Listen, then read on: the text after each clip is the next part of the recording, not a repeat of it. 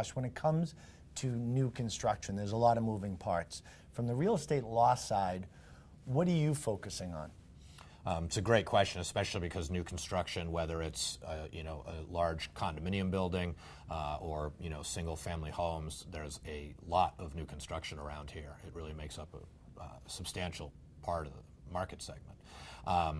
And there's a lot of moving pieces. There's a lot of things we could discuss, but I do think that probably the two most important things for people to be mindful of are A, their timeline, and B, the specifications and plans. What's it going to take to get the project from where it is today when you're making your offer to something that's done that you can close on and live in and be happy with.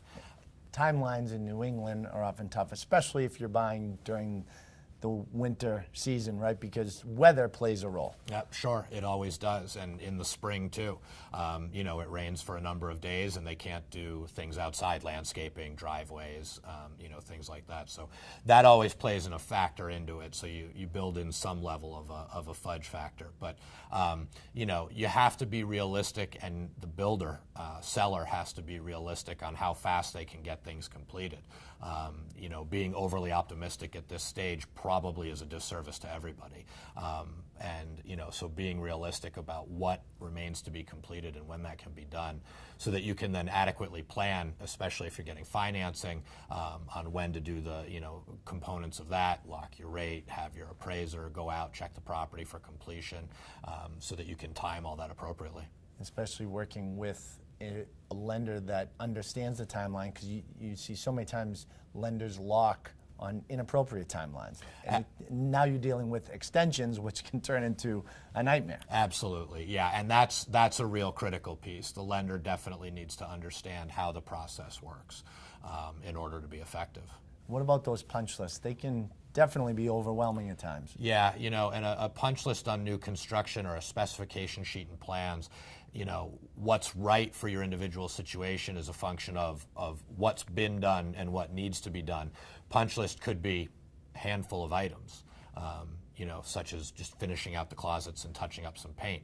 Or, if you go to visit the property and put in an offer and it's a hole in the ground and maybe there's a foundation, maybe there isn't, those specifications will be multiple pages long because it's got to encompass everything that's got to happen.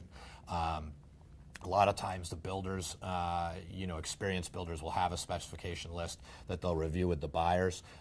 One other thing that sometimes we have buyers do is they'll actually hire a construction consultant to help them put together that list and review those plans. Makes sense. Yeah, definitely.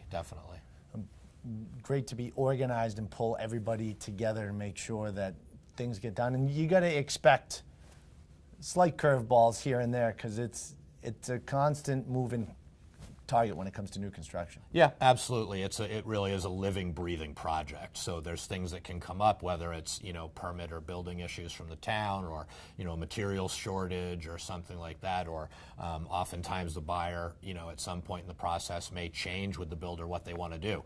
They want to reorient the kitchen, for instance, or something, and that can add both expense in terms of direct expense for materials and labor, but it can also add time, which has sort of a trickle-down effect. Great information. Thanks, Josh. Thank you. And if you're building a home in the greater Boston area and would like to connect with Josh directly, you can go to Gilmartin McGenzie's website at gmlawllp.com. We have more tips just like this one right here on boston.com.